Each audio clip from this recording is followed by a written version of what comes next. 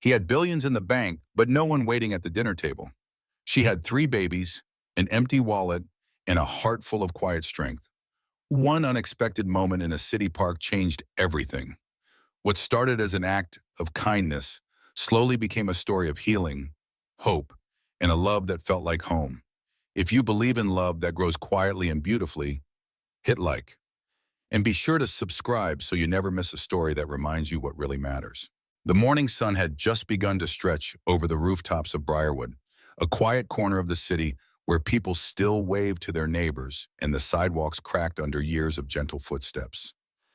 In the heart of it all stood a man whose name was known in every major boardroom across America, Nathaniel Pierce. At 42, Nathaniel had everything most men only dreamed of. His last tech startup had sold for nearly $500 million. His estate spanned acres wrapped in glass and stone, with olive trees flown in from Tuscany and a pool that shimmered like a magazine spread. His Range Rover was spotless, his wristwatch could buy a downtown apartment, and his name was printed in glossy magazines beside phrases like visionary investor and the next Elon Musk. But none of it filled the silence. He lived alone in a house with 8 bedrooms and no laughter. He dined at a 12-seat table with only the soft clinking of silverware for company. And every morning, like clockwork, he laced up his running shoes and jogged into Maple Ridge Park, as if the rhythm of his steps could somehow outrun the emptiness inside him. He didn't wave at joggers, didn't stop for coffee. He just ran, past the duck pond, past the swings that creaked in the wind, past the same old oak tree where once upon a time he'd promised someone forever, and had been left instead with a ring in his desk drawer and a heart full of unopened questions. But this morning something was different. Nathaniel had just rounded the curve near the wildflower garden when he noticed it. A stroller, tilted slightly near a wooden bench, its faded pink canopy askew like someone had pulled it closed in a rush. He slowed, his breath even, eyes narrowing. Beside it, slumped on the bench like a marionette with its strings cut, was a young woman, her head resting against her shoulder, hair tangled and clothes rumpled. And inside the stroller, 3 babies. He froze. They were impossibly still. Their skin was pale, their tiny hands limp, and even from a few feet away, Nathaniel could see something was terribly wrong. His pulse spiked as he rushed forward, heart thudding louder than his footsteps. "Hey," he called gently, crouching beside the woman. "Ma'am, can you hear me?" No response. He touched her wrist, a pulse, but faint. Her skin was clammy, lips cracked. The babies stirred just barely, their whimpers thin and dry, like paper tearing in the wind. One of them, a little boy, clutched a crusty bottle half full of formula that smelled sour in the warm air. Nathaniel looked around, desperate. There were joggers across the field, a man with about 100 feet away, but no one close. No one coming. He reached into his pocket for his phone, then paused. He didn't have time to wait. 10 minutes. That's how far his estate was. 10 minutes, and it might be the difference between these children surviving or not. His mansion had a fully stocked kitchen, a guest wing, and a private physician on call. It was ridiculous, excessive even. But for the first time, Nathaniel realized it could actually mean something. He scooped the woman into his arms. She was feather light, her head falling against his chest, and then gently lifted the stroller with his free hand. One of the baby's tiny hats slipped off and fluttered to the ground. He didn't stop. By the time he reached the parking lot, he was breathing hard, sweat trickling down his back. Not from the exertion, but the weight of what he was carrying. Life, fragile and fading. His black SUV beeped open.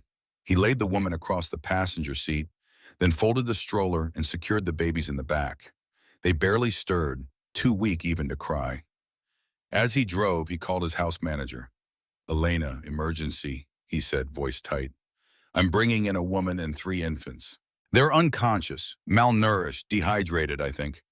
Get Dr. Howard here, blankets, food, formula, everything." Elena, who had worked for him for 12 years and never once questioned his odd requests, simply said, "Yes, sir." The rest of the drive blurred. The red lights, the honks, the concerned glances from pedestrians who couldn't quite see what lay inside his vehicle. But Nathaniel barely noticed. All he could hear were the baby's shallow breaths. All he could feel was the weight of the young woman's hand resting, limp, on the leather seat beside him. And all he could think was this: why her? Why now? Why, of all the mornings, did he happen to be in that park? He didn't have the answer yet, but something deep in his bones told him this wasn't an accident. It was the beginning of something. The iron gates of the Pierce estate parted without a sound, the long driveway winding through a corridor of sycamore trees. Sunlight poured through the branches, casting golden dappled shadows across the stone path, but Nathaniel barely saw it. He gripped the wheel tighter as his SUV rolled to a stop at the grand entrance. Before he could open his door, Elena was already stepping down from the front porch, her tailored navy blouse somehow calm against the storm written on Nathaniel's face. "I've prepared the guest wing. Dr. Howard's in the drawing room," she said, nodding toward the entry. "The nursery's being stocked. Maria is on her way with formula and linens." Nathaniel turned to the passenger seat. The woman still hadn't stirred beyond faint murmurs, and the babies in the back seat were too quiet for comfort. "I don't know who she is," he murmured, gently lifting her into his arms. "But she needs help. Now." Elena's eyes softened, but she said nothing more. She simply opened the front door wide and led the way. The house, usually hushed and impersonal, had never felt so alive. Nurses hurried up the staircase with warming pads and IV fluids. Blankets were fluffed. Bottles were filled. The pale marble floors echoed with the urgency of care, not wealth. Nathaniel carried the woman, he still didn't know her name, into a sun-drenched room on the second floor. The curtains billowed, the sheets were cream and clean, and the smell of lavender drifted faintly in the air. He laid her gently on the bed. Her breathing was shallow but steady. Downstairs, Dr. Howard had already begun examining the babies, 2 girls and a boy, no older than 6 months. Their bodies were gaunt, skin pale, lips cracked. One of the girls whimpered as a nurse inserted a tiny IV needle into her arm. "Dehydrated," Dr. Howard said, adjusting his glasses. "Severely. But we're lucky. They're still responsive. They need fluids, nutrition, and rest. Same with the mother. I'll start her on a slow drip and electrolytes. Maria, prepare formula. Now, we're not out of the woods yet." Nathaniel hovered like a man unused to being powerless. His fortune could build schools, launch rockets, but in this moment, he could only stand back and pray that these strangers didn't slip through his fingers. He walked over to the stroller, still folded awkwardly in the corner of the room. A small, laminated tag dangled from the handle. It read, "Ellie, Finn, Ivy, Monroe family." That was all. No phone number. No emergency contact. No one was looking for them. By late afternoon, the babies had color in their cheeks again. Tiny whimpers turned into soft cries, the kind that said, "I'm hungry," not "I'm dying." Maria, the head nurse, had set up cribs in the guest suite. Clean onesies were laid out. Formula bottles lined the table like little soldiers. And in the quiet corner of it all, the young mother began to stir. Her eyes opened, green, sharp even through the haze of exhaustion. Her lips parted, cracked and dry. Where are they?" she whispered, voice barely audible. Nathaniel was at her side in an instant. He'd pulled a chair close earlier, but hadn't dared sit. Now he leaned forward, careful not to overwhelm. "They're safe," he said softly. "You're all safe. I found you in Maple Ridge Park. You were unconscious. I brought you here." Her gaze darted across the room. When she spotted the cribs, the babies, and the quiet bustle of gentle hands tending, her body went rigid.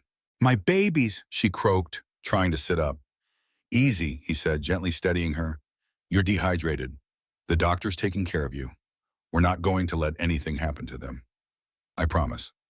She stared at him like she wasn't sure if she believed him, or maybe she was too tired to decide. I didn't know what else to do," she whispered, tears springing to her eyes. "No money, no food. I was skipping meals so they could eat.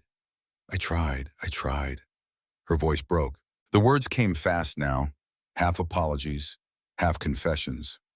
"I was going to ask someone for help, anyone, but I was afraid they'd take them. I just sat there and prayed someone would see us." Nathaniel's chest ached. She wasn't much older than 30, maybe even younger. Her jeans were torn at the knees, her t-shirt stretched thin, and she wore a silver locket around her neck, glinting dully in the soft afternoon light. "You did the best you could," he said gently. "You kept them alive. That's more than enough." She looked at him then, not just with gratitude, but something rawer, something like hope. He stood up, suddenly feeling like he was intruding. "Rest. You're not going anywhere until you're strong again." "That's not up for debate." She opened her mouth to protest, but he raised a hand. "No cost, no catch. This house is big enough for 1,000 people. You and the babies, you're here as long as you need." She blinked, the tears in her eyes brimming again. "Who are you?" "You," she asked, voice barely above a whisper. He paused in the doorway, turning halfway toward her. "Nathaniel Pierce," he said quietly. But just Nathaniel is fine. That night, the mansion didn't feel empty. The hallways echoed with soft baby cries, the rustle of bottles, the hum of lullabies. Elena set up extra cribs in the nursery, and Maria stayed the night on the couch just in case. Nathaniel didn't sleep. Instead, he stood at the window of his study, looking out over the moonlit garden, hands in his pockets, heart somewhere it hadn't been in a very long time. He thought about the babies, Ellie with her fierce little grip, Finn, who clung to his bottle like a warrior, and Ivy, who whimpered only once before falling asleep with her head tilted to the side. And he thought about her, the woman who had no one, until now. The sun rose quietly over the Pierce estate, bathing the glass walls and marble floors in a soft amber glow. Somewhere beyond the trees, the city was waking with its usual noise. Honking horns, barking dogs, the mechanical rhythm of life. But inside the mansion, the world moved slower, more tenderly. Nathaniel had barely closed his eyes. He had spent the night in his study, reading reports he didn't absorb, staring at spreadsheets he didn't care about. The only thing on his mind was the woman upstairs and the 3 tiny lives that had arrived with her, fragile, hungry, and now miraculously still breathing. He stood at the foot of the grand staircase, holding 2 mugs of tea, one in each hand. Steam rose gently into the morning light. He wasn't sure why he'd made her tea. Maybe it was instinct. Maybe he just needed a reason to see her again. He knocked softly on the door of the guest suite. A quiet voice answered. "Come in." She sat upright in bed, her hair brushed now, loose around her shoulders. Her eyes, green, still guarded, met his with curiosity. The babies were asleep in their cribs nearby, the hum of a sound machine filling the room with gentle white noise. Nathaniel stepped in, holding out the mug. "Chamomile, no caffeine." She hesitated for a moment before accepting it. "Thank you." He nodded, pulling the armchair closer to the bed and settling into it. They sat like that for a while, both sipping quietly, listening to the rhythmic breath of 3 sleeping children. Finally, he asked the question he'd been holding back. "What's your name?" She looked down into her tea, then back up. "Violet, Violet Monroe." Nathaniel let the name settle in the room. It suited her, soft but resilient, like a flower that grows between cracks in the concrete. "And them?" he asked, nodding toward the cribs. She set her mug on the nightstand, then stood slowly, walking over to them. She pointed to each one. "That's Ellie," she said, "the boss of the bunch. Ivy's her twin sister. And Finn," her voice caught slightly, "Finn is the quiet one." "Triplets," Nathaniel said, a note of awe in his voice. "That's a lot." Violet smiled faintly. "I used to joke that I ordered one and got a bundle deal." Nathaniel chuckled softly, the sound warming the space between them. Then his tone shifted, gentle but serious. "Can I ask what happened?" Violet's shoulders tensed. She ran her fingers along the crib rail, eyes fixed on Ivy's tiny chest rising and falling. "My husband, Tom, died in a car accident just a few weeks before they were born." Nathaniel felt his heart drop. "I'm so sorry." She nodded slowly. "We had a little house, a nursery half painted, a dog named Scout who always chewed the corners of the rug. And then one morning everything stopped. He was on his way to pick up groceries. A truck ran a red light. Gone, just like that." Nathaniel didn't speak. He knew better than to fill silence that carried weight. Violet went on, voice steadier now. "I tried, I really did. I used our savings to keep the apartment for a while. But formula is expensive and diapers go fast. I skipped meals. I sold Tom's watch. I applied for jobs. but nobody hires a woman with 3 infants and no one to watch them. And your family? Nathaniel asked. A bitter smile touched her lips. Gone or too busy. One offered to take one baby, not all three, as if I could split them like that. Nathaniel's jaw tightened. Violet sat back on the edge of the bed, her posture proud despite the weight she carried. So I packed what I had into a backpack, walked the streets during the day, stayed in shelters at night, and yesterday, I didn't have anything left. She didn't cry, but her eyes glistened. I didn't expect to wake up here. Nathaniel leaned forward, resting his elbows on his knees. You're not going back to that. Her eyes snapped to his. I mean it, he said. You and those babies are safe here. No strings, no hidden agenda. Just stay, heal. Let me help.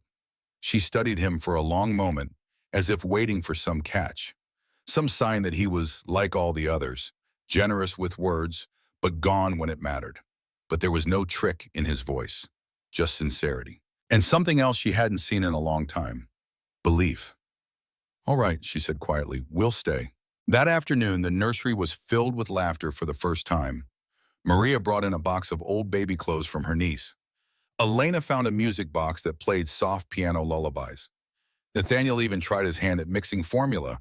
After 3 failed attempts and 1 exploded bottle, he got it right. He held Finn in his arms, the baby's fingers curling around one of his. Violet watched from across the room, a smile playing at the corners of her mouth. You're a natural, she said. Nathaniel shook his head, eyes never leaving Finn's. No, I'm just learning. That evening, after the babies were fed and Violet had gone to rest, Nathaniel sat on the porch with a glass of wine, the sky above him deep blue and star-scattered. For the first time in years, the house behind him didn't feel empty. It felt like something was beginning. He didn't know what it would become, but he knew one thing. He wouldn't let it slip away. The days that followed took on a rhythm. Not the kind Nathaniel Pierce was used to, meetings stacked back to back, numbers blinking on screens, elevator rides and champagne toasts with people who knew his net worth, but not his soul. No, this rhythm was slower, sweeter. It began with baby cries at dawn, bottles warming on the stovetop, the soft pad of Maria's slippers in the hallway, and the smell of cinnamon toast wafting from the kitchen.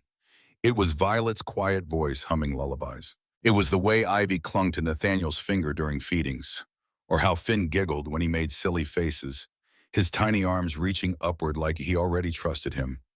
It was life, raw, messy, unfiltered, and Nathaniel had never known he needed it so badly. One morning, about a week after Violet arrived, "Are you happy or dry?" Nathaniel found her in the sunroom, its wide windows bathing her in golden light, a soft shawl around her shoulders, a cup of tea in hand. But it wasn't the tea or the shawl that caught his attention. It was the book. She held it in her lap, pages worn and corners folded.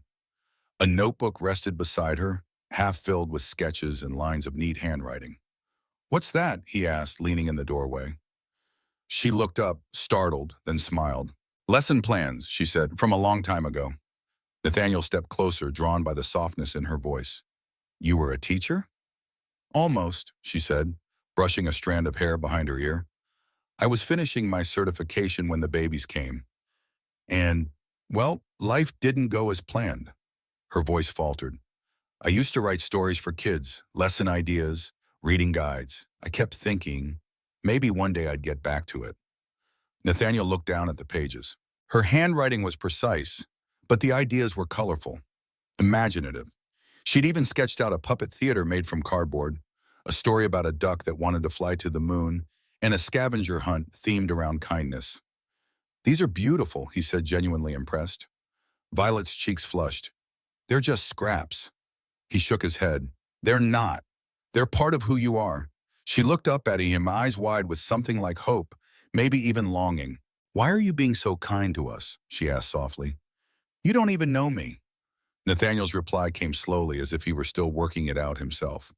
"Because when I found you in that park, something inside me changed. I looked at those babies, at you, and I knew I couldn't just walk away. And now that you're here," he paused, searching for the right words, "I want you to have more than safety. I want you to have a future." Their eyes met, and for a moment the room felt warmer, more alive. That evening, while Violet bathed Ellie and Maria read to Ivy, Nathaniel was in his study, fingers flying across his laptop. He wasn't answering emails or approving projects. He was searching for online teaching programs, local licensing boards, and remote learning options. When Violet walked in, hair still damp from the bath she'd given the babies, he looked up and grinned sheepishly. "Found a couple of great courses," he said. "Some even offer childcare grants. You could start slow, one class at a time. No pressure." She stepped closer, reading over his shoulder. "You looked all this up. For me?" Nathaniel shrugged. "What else is this Wi-Fi for?" She laughed, a soft, genuine sound that lit up the room more than the fireplace ever could. "You don't have to fix me," she said gently. "I'm not trying to fix you," he replied. "I'm just helping you remember who you are." Violet's breath caught in her throat, and for the first time in months, maybe years, she let herself believe it might be true. The next day, with his babies napping and Elena watching over the nursery, Nathaniel and Violet walked through the garden behind the house. The roses were in bloom, wild pink and butter yellow, and the stone path was still slick with morning dew. "I forgot how good the sun feels," Violet said, stretching her arms. "You've been inside too long," he replied, his tone teasing but fond. "That's on me." She shook her head. "You gave us safety. A roof, a chance, that's not nothing." They paused near the koi pond, the water reflecting the sky in ripples of blue and gold. Violet knelt beside the edge, watching the fish glide silently beneath the surface. "I used to think love had to be loud," she said after a while. "Like fireworks, grand gestures. But now, I think maybe love is quieter than that. Softer, like what you're doing." Nathaniel's chest tightened. He wanted to say something, that he hadn't felt this kind of connection in over a decade. That when she smiled, it cracked something open in him. That he watched her with those babies and saw not just a mother, but a woman who refused to break, even when the world had tried. Instead, he reached down and offered her his hand. She looked up, hesitated, then took it. Their fingers laced easily, naturally. That night, after the babies were fed and fast asleep, Violet returned to the sunroom. She found the same book Nathaniel had seen earlier and turned to a blank page. She picked up her pen and began to write again. Not lesson plans this time, but a story, a new one, about a woman who got lost in the middle of her life, and about the quiet man who helped her find her way back, not with promises, but with presence, with patience, with kindness, and maybe, just maybe, with love. It was a warm afternoon in early June. The mansion glowed in the sunlight, its tall windows reflecting the blue sky and blossoming gardens. Inside, laughter echoed down the hallways, tiny giggles from Ivy and Ellie chasing a rolling ball, and Finn bouncing gently in Maria's lap. Violet was in the study with Nathaniel, her fingers brushing across the screen of a new laptop he'd given her. She'd just enrolled in an online course, Early Childhood Literacy, and Nathaniel had insisted on celebrating the milestone with peach tea and scones. "You'll make a wonderful teacher," he said, watching her with quiet pride. She smiled, tucking a strand of hair behind her ear. "I hope so. I want them to be proud of me one day." "They already are," he replied. Their eyes met and held. There was a softness in the room, a familiarity that hadn't been there before, a warmth that felt like it belonged. And then Elena knocked, her voice tight. "Mr. Pierce, there's a man at the gate, says he knows Miss Monroe, refuses to leave." Nathaniel's smile faded. Violet's face drained of color. She stood abruptly, her voice barely a whisper. "Did he say his name?" Elena shook her head. "He wouldn't, but security is holding him at the entrance." Nathaniel stood. "Violet?" She didn't answer right away. Her hands trembled as she set the teacup down. Her breath was shallow, her shoulders drawn tight. "I think it's Ronald." She said the name like it hurt her throat. "Tom's father." "Your husband's?" She nodded slowly. "He tried to take the babies after Tom died. Said I wasn't fit to raise them, called me names, told the court I was unstable. A burden. The judge sided with me, thank God. But he's never stopped calling, threatening." Nathaniel stepped closer, voice calm. "You don't have to talk to him." Violet shook her head. "I do. If I don't face him now, he'll just come back worse. He always does. He hesitated, then nodded. I'll come with you. No, she said, meeting his eyes. Not at first. Let me try. Just be there, in case. The front gates were tall and black, carved iron twisting like vines. Nathaniel's security team stood flanking the entry. Beyond the bars stood a man in his early 60s, gray hair, unkempt, a jacket stained at the elbows, eyes narrowed beneath heavy brows. Ronald Monroe. As Violet stepped forward, he smirked. Well, well, he sneered. Didn't think you had it in you to land yourself in a place like this. She kept her voice even. Why are you here, Ron? You know why. His eyes flicked toward the estate. I want what's mine, my son's children.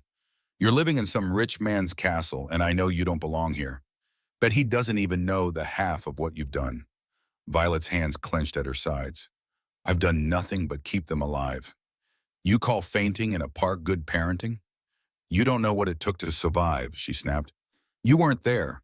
You didn't lift a finger when Tom died. You didn't come to the funeral. You didn't send a single dime. They're my blood, he growled, and I've got a new lawyer. This time I'll win.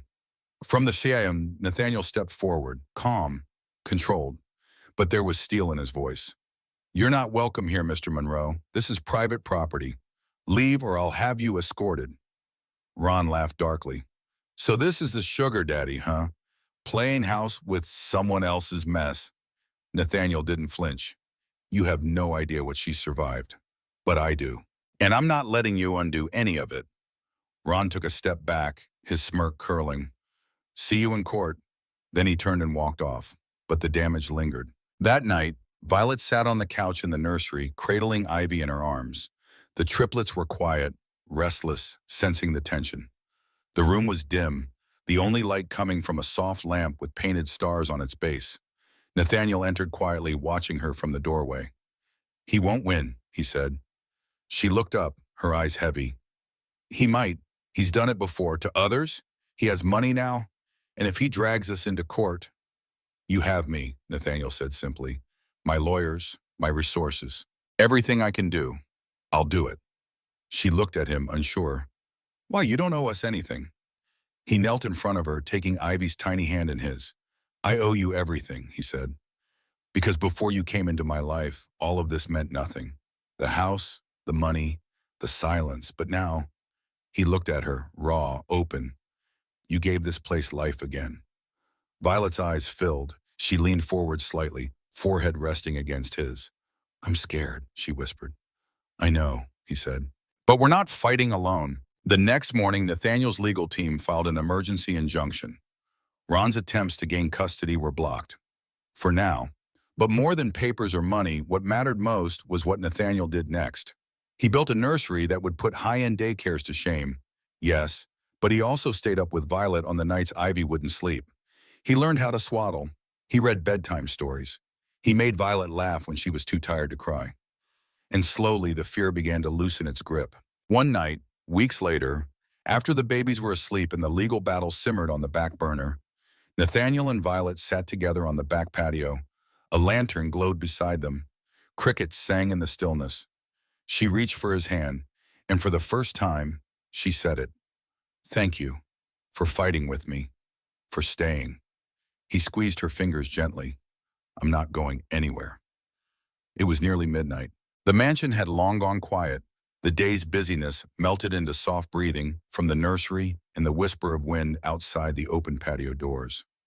Moonlight streamed across the tile floor, pale and gentle, illuminating the rows of tiny shoes, folded blankets, and 3 peaceful cribs. Nathaniel leaned against the kitchen counter, sleeves rolled up, a mug of warm milk in his hands. He hadn't planned to be up. He rarely did anymore. But sleep had become elusive since Violet arrived. Not from worry, but from something else. Anticipation. In the weeks since he'd found her, since he'd seen her clutching those babies in the park like a shipwrecked soul clinging to hope, his world had turned. Quietly. Completely. It wasn't just the sound of infants in his halls, or the soft hum of lullabies coming from the sunroom. It was her presence, calm but fierce. A woman who had suffered and still carried grace in her every step. And tonight, He couldn't stop thinking about her. So when he heard a shuffle in the hallway, he wasn't surprised.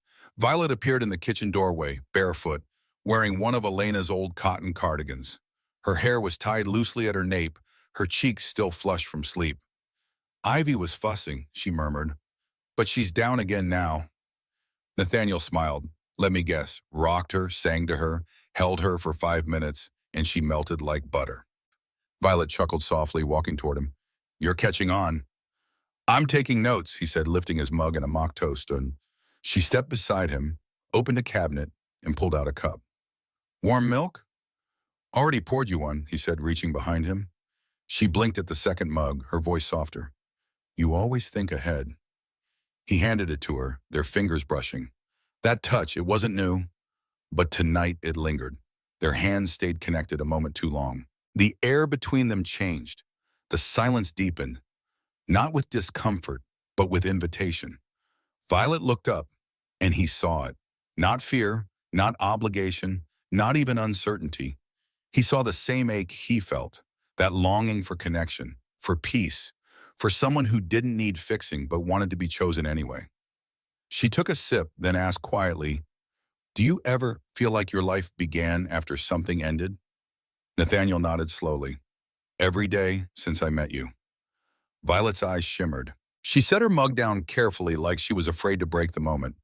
Then, without a word, she stepped forward and placed her hand on his chest, just above where his heart beat steadily, surely. I feel safe here, she whispered. Not just for me, for them, for us. He reached up, gently cupping her cheek.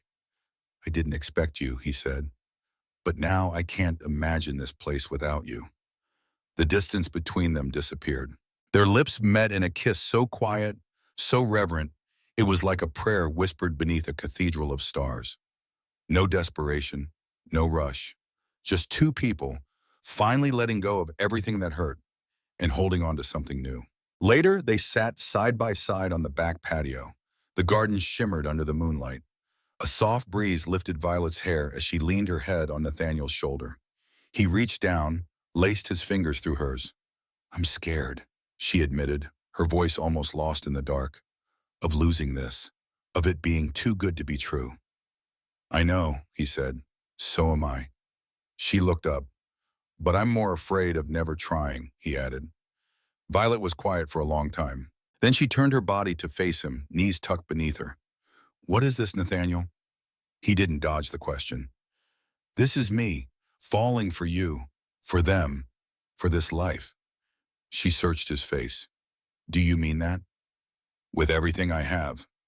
Violet's throat bobbed, and then, for the first time, she said the words she'd been holding back. I think I'm falling too. He smiled, relieved, tender. Not the smile of a billionaire with the world at his feet, but the smile of a man who, finally, had something to lose and someone to live for. That night, nothing more happened. No promises were sealed with rings, no vows exchanged, but they slept in the same room. She curled up on the couch near the cribs, and he laid a blanket over her legs. He sat beside her with Ivy in his arms, rocking gently as lullaby music whispered from the monitor. And when their eyes met, between bottle feedings and soft sighs, they didn't speak. They didn't have to. The next few days drifted by like warm wind through summer curtains. There was no announcement, no dramatic change, but something had shifted between them. Nathaniel found himself standing closer when they spoke. Violet lingered longer after their morning tea. They shared glances that spoke volumes, touched more often, light, instinctive brushes of fingers on a crib rail, a hand on a shoulder as they passed. And the babies, Ellie, Finn, Ivy, thrived. Their cheeks fuller, eyes brighter. The nursery pulsed with life, music, and the gentle chaos of three growing souls. Violet moved through it with a grace Nathaniel quietly marveled at, equal parts strength and softness. But what Violet didn't yet know was that Nathaniel had built his success on walls. Walls so high and thick that most people never saw beyond the title.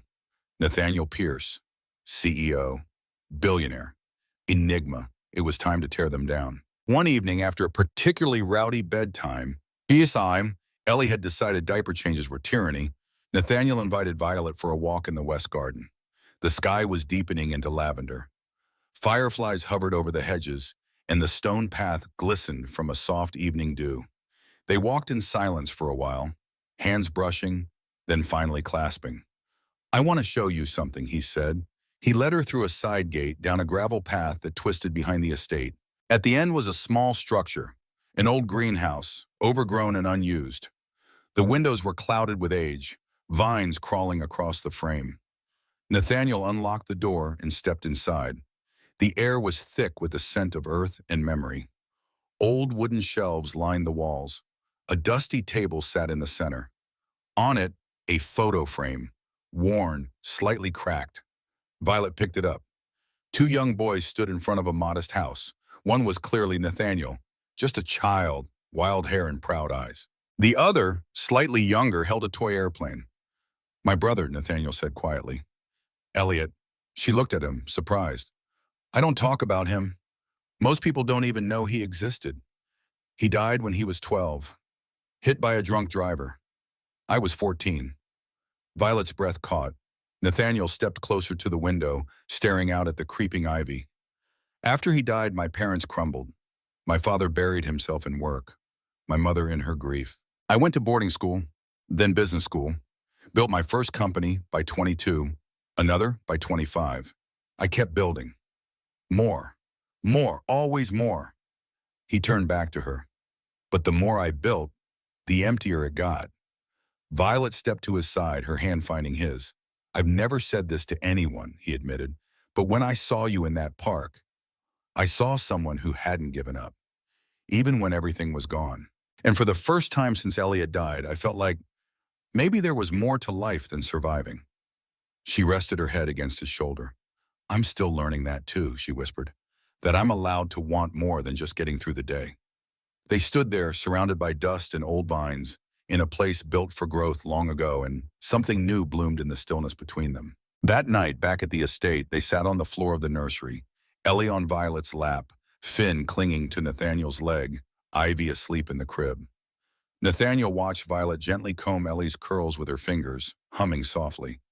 He reached over and touched her wrist. She looked up. "I meant what I said," he told her, "about wanting more." She held his gaze. "So do I." Later, after the triplets were tucked in, Nathaniel lit a fire in the library fireplace.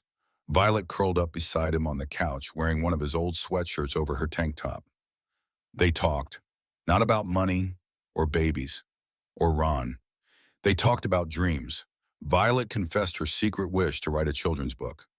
Nathaniel shared his quiet desire to one day leave behind the business world and open a school in his brother's name. She laughed softly. "What would you even teach?" He smiled. "Patience, maybe." She leaned into him. "You've already taught me that." Their fingers intertwined again, no longer tentative. This was beginning, not pretending. When he kissed her that night, it was with the knowledge that this was real, earned, fought for, and worth every moment of fear. Sunlight poured into the mansion like liquid gold the next morning, bathing the nursery in soft warmth. Violet sat on the floor, her back propped against the crib, Ivy gurgling in her lap while Ellie and Finn practiced their new favorite skill, throwing plush toys. "Gentle Finn," she giggled as the stuffed duck whizzed past her ear. "That poor bunny suffered enough." From the doorway, Nathaniel leaned silently, arms crossed, watching her. It never got old. The way she wrangled 3 babies with humor and grace. The way she hummed without realizing. The way she smiled when she thought no one was looking. He didn't just admire her. He was quietly, undeniably falling in love. But Nathaniel wasn't a man who spoke love quickly. He was a man of actions. And today he had a plan. While Violet rocked Ivy to sleep and Elena took the twins to the garden, Nathaniel slipped into his office, shut the door, and made it a call. "Patrick, it's me." On the other end, his old friend and board member cleared his throat. "Nate, this early? Please tell me this is about stocks and not your dating life." Nathaniel chuckled. "Neither. I need a favor." He explained in short, clipped sentences, efficient, like the businessman he was. He wanted a custom-tailored path for Violet to finish her early education certification. Flexible hours, a local mentor, real-world experience that would allow her to be both a mother and a teacher. When he was done, there was silence on the other end. Then Patrick said, This is for her, isn't it? Yes. Is she the reason you haven't checked a single stock alert in 2 weeks? She is. There was a long pause. Then Patrick laughed. I'll make some calls. That evening, Nathaniel found Violet in the kitchen, teaching Ellie how to hold a spoon and not wear applesauce like a hat. Ivy squealed in the high chair. Finn babbled from the floor, chewing on a plastic giraffe. He waited until the noise dimmed. After the babies had been bathed, after they were asleep, then he brought her a folder. What's this? She asked, her fingers hesitating over the embossed cover. He leaned against the counter, watching her. Your second chance. She opened it. Inside was everything. Her enrollment in a flexible certification program, an iPad preloaded with resources, and a letter from the local Little Fern Academy, a prestigious early learning center. They had agreed to take her on as a teacher's assistant, part-time, beginning in 2 months. I don't understand, she whispered, her voice trembling. I never applied. You didn't have to, he said quietly. You told me what you wanted. I just cleared the path. Her eyes filled with tears. But this is too much. I don't know if I can. You can, he said, stepping closer. Violet, you've been teaching since the day I met you. You've taught me patience, how to show up, how to love again. This, he pointed to the folder, this is just catching up to what you already are. She was crying now, silent tears falling. I don't know what to say. Say yes, he whispered. Say you believe in yourself as much as I believe in you. She didn't speak. She simply wrapped her arms around him, pressing her forehead to his chest. He held her tightly, his hand cupping the back of her head like she was the most breakable, most sacred thing in the world. You didn't have to do this, she whispered. I know, he said, but I wanted to. Later that night, they lay on the couch in the sunroom. Violet nestled into his chest, her body warm against his. A baby monitor played faint lullabies from the nursery. Where do you see yourself in 5 years? She asked softly. Nathaniel paused, and for the first time in a long time, he had an answer. With you, he said, wherever you are, whatever you're doing, as long as I can wake up to that laugh and maybe get tackled by Finn. She smiled against him. And applesauce. Don't forget the applesauce. He kissed the top of her head. Wouldn't miss it. The morning of Viola's first day at Little Fern Academy bloomed soft and clear. Sunlight spilled into the mansion like blessing, touching the pale nursery walls where 3 triplets stirred in their cribs. Finn chewing on his blanket, Ellie babbling softly to her stuffed lamb, Ivy blinking up at the ceiling like she was trying to read it. Violet was already up, standing by the mirror in the guest room, brushing her hair. Her hands trembled slightly, nerves fluttering like butterflies beneath her ribs. It had been years since she stepped into anything resembling a classroom. Years since she dared to picture herself in a room full of children, not her own, not surviving, but teaching, shaping, guiding. Behind her, Nathaniel leaned on the doorway. Ready? He asked gently. No, she admitted, but I'm going anyway. He smiled. That's how the best beginnings start. She turned toward him, and his breath caught. Violet was wearing a simple navy blouse and a pair of jeans. Nothing fancy, but her eyes were bright and her chin was lifted. She looked like a woman reclaiming her story. He reached into his back pocket and handed her a small white envelope. What's this? A note, he said, his voice rougher than usual. Something to open after your first day. When you're alone, when it's quiet. She held it to her heart. Thank you. I believe in you, Violet. And then, in a moment so soft it barely made a sound, she rose on tiptoe and kissed his cheek. The classroom at Little Fern Academy was a swirl of color and chaos. Painted handprints, alphabet rugs, sunlight filtering through windows covered in construction paper butterflies. The teacher, Ms. Langdon, welcomed her with a warm smile and a clipboard. The kids were curious. One girl offered Violet a crayon and asked if she knew how to draw elephants. By lunch, Violet had helped cut out paper suns, read The Very Hungry Caterpillar, and broken up a small squabble over building blocks. And by 3 p.m., something incredible had happened. She had remembered who she was. Not just a mother, not just a survivor, a teacher. Back at the mansion, Nathaniel paced his study. He'd spent the day distracted, unable to focus on spreadsheets or calls. His mind kept drifting back to Violet, imagining her standing in front of a whiteboard, laughter in her voice, passion in her eyes. That was until the phone rang. His personal line, a voice he hadn't heard in years. "Nate, it's Vanessa." He froze. Vanessa Alcott. The woman who'd walked out of his life 8 years ago, taking half of his heart with her and selling the other half to a media tabloid. She'd been his partner, his fiancée, the last person he let close. And now she was back. "I heard about the girl," she said, her voice like ice with a velvet edge. "The single mother, the babies, the little charity project." Nathaniel's hand clenched around the phone. "She's not a project." Vanessa laughed. "Of course not. You're falling again. That's your weakness, Nathaniel. You give everything to women who don't deserve you." "She deserves everything." A pause, and bow. "I came to warn you," she said, her tone darkening. "Some people are watching. Investors, journalists. They're asking questions about her, about the kids, about what she's really after." He felt something inside him twist. "What are you saying?" "I'm saying protect your empire or lose it again." The line went dead. Nathaniel sat in silence. Not because he believed Vanessa, but because he knew how quickly fear could spread. That evening, Violet returned home glowing. She was radiant, talking a mile a minute about a boy named James who drew purple horses and a girl named Aria who cried when someone stole her stickers. She smelled like crayons and juice boxes and confidence. Nathaniel smiled and listened, his hands gently rubbing her back, nodding in all the right places. But there was a flicker in his eyes, a shadow Violet didn't miss. "Something wrong?" she asked as they washed bottles side by side. He hesitated, then said the thing he never wanted to say. "Someone from my past called." Her hands paused. "A woman. My ex." Violet waited.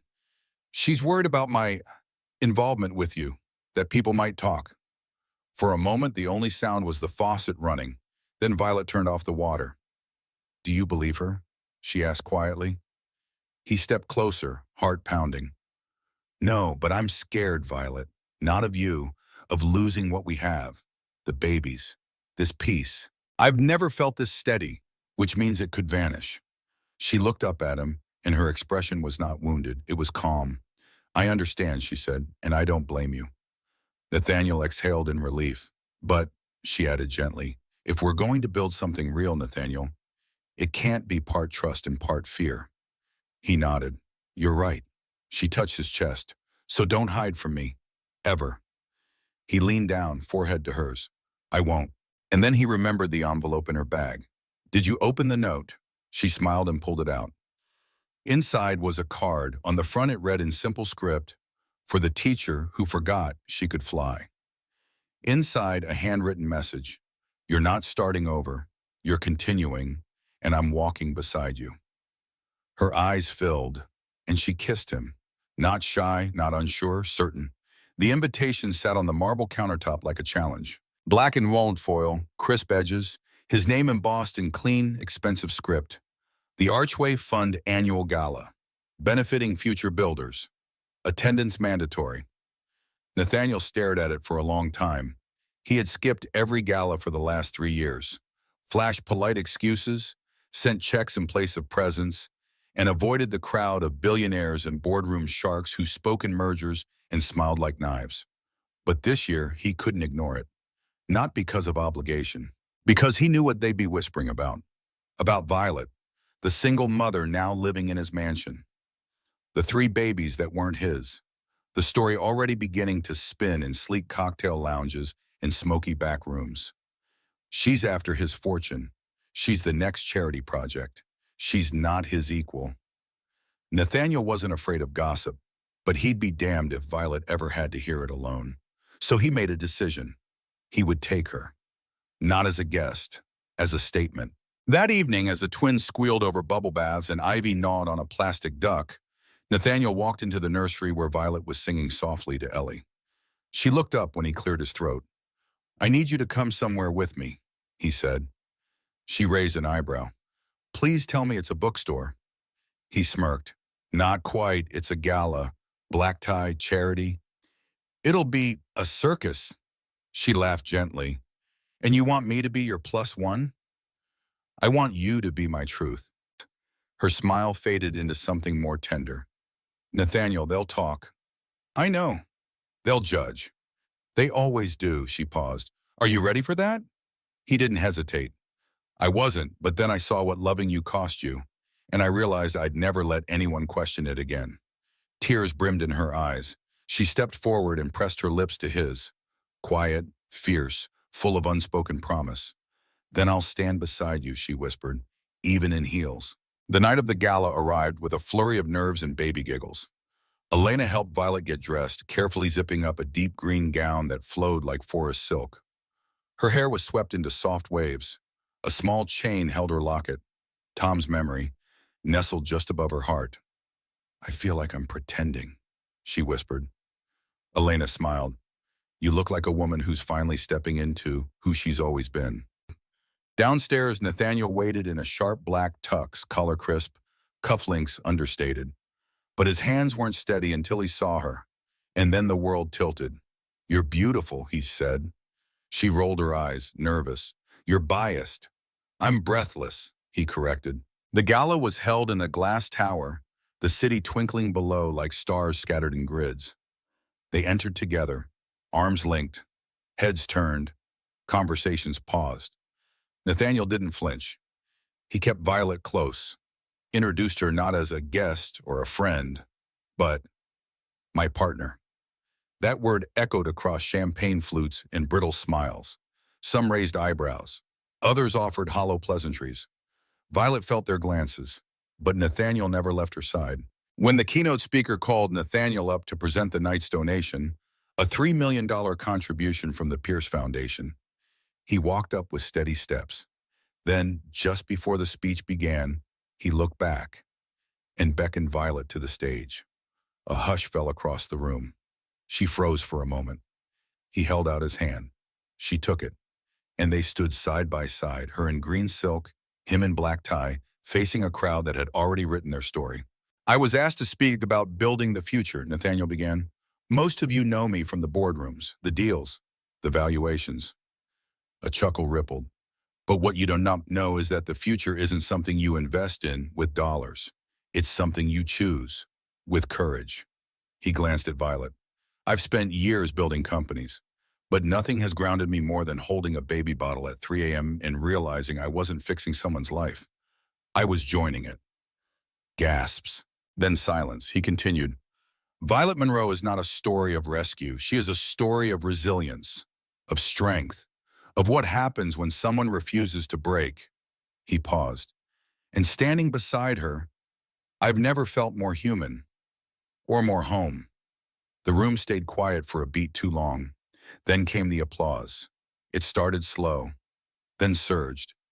Some out of politeness, some out of surprise, but others because something inside them had shifted. Not everyone understood it, but no one could deny it. In the car ride home, Violet sat curled beside Nathaniel, the city lights flickering past.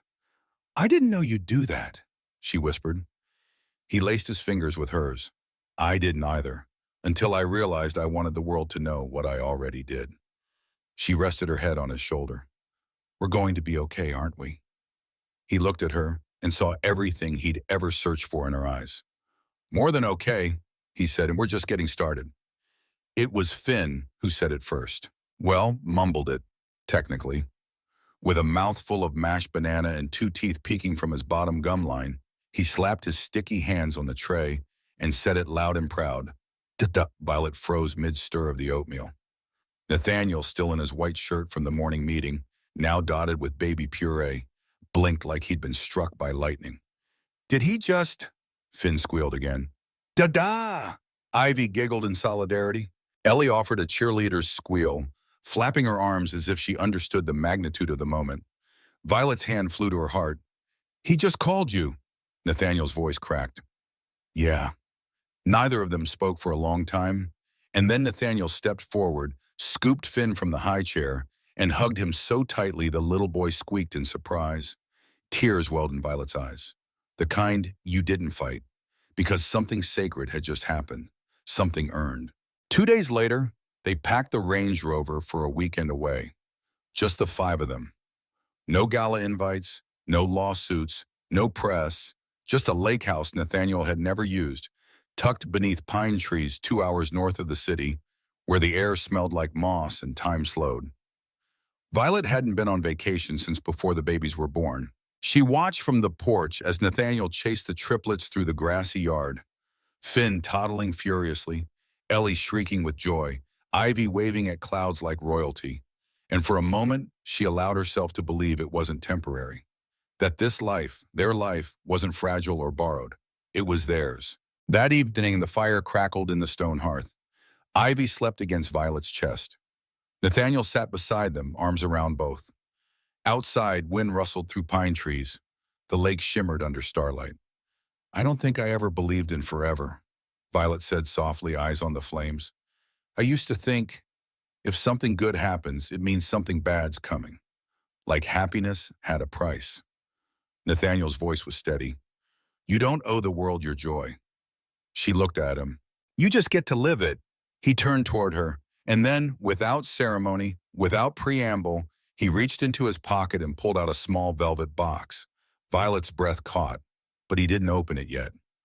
I know this isn't perfect, he said. We're not traditional. This isn't a fairy tale. It's diapers and teething and nighttime feedings. It's messy and loud, but it's ours. He looked at her. And I love you, Violet Monroe, more than I thought I could love anyone again. She stared at him, heart thudding. I want to wake up next to you for the next 50 years. I want to be Dada and husband and whatever else you'll let me be. Then he opened the box. A simple gold band. No flash, no spectacle. Just truth. Will you marry me? Violet's lips trembled. She didn't speak.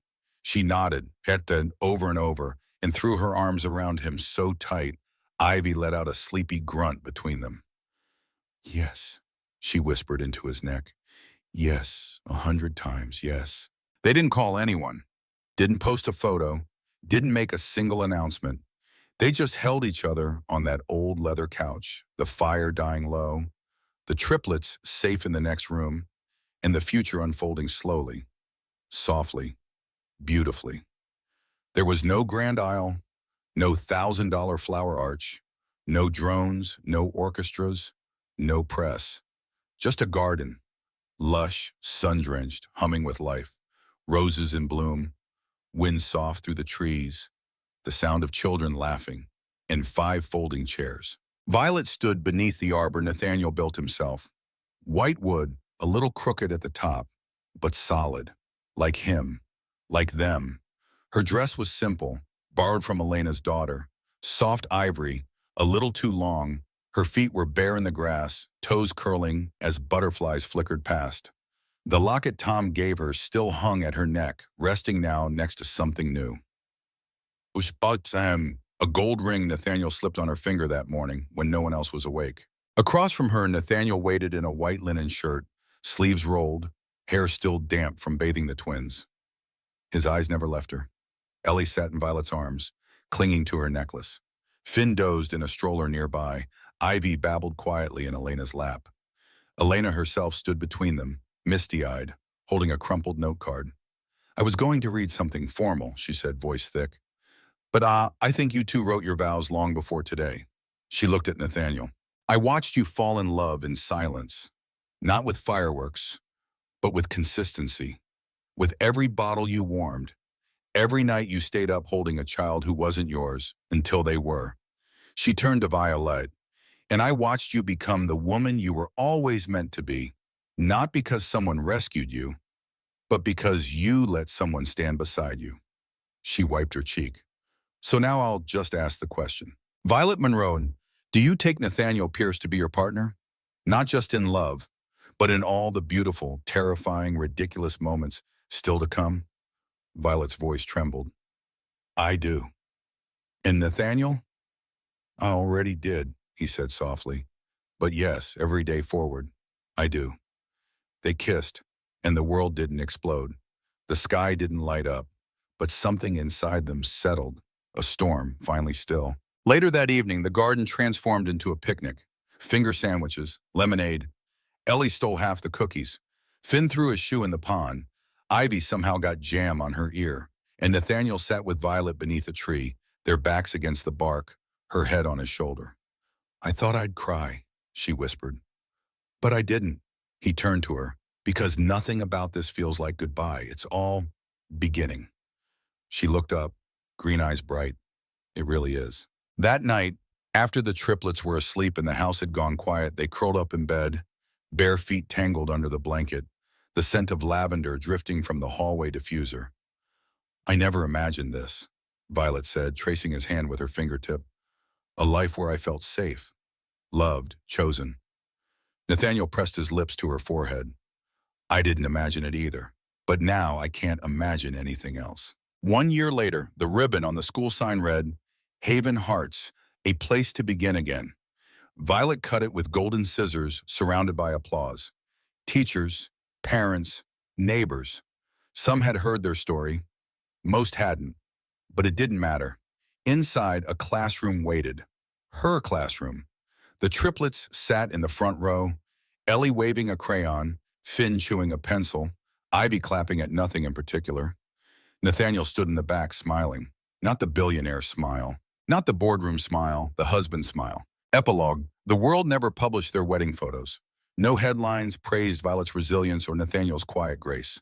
But some stories don't need the world's attention. Some stories just need a front porch, a few baby toys in the yard, and two people who wake up every day and choose each other all over again. Because love, real love, is not built in grand moments. It's in night feedings and morning kisses, in folding laundry and fixing a wobbly crib, in sitting through hard conversations and still holding hands afterward. It's this: a man once hardened by loss, a woman once drowning in silence, 3 babies once caught in between. Now a family. If you believe in love that grows quietly, in second chances that stick, in everyday people doing extraordinary things, then let this story stay with you.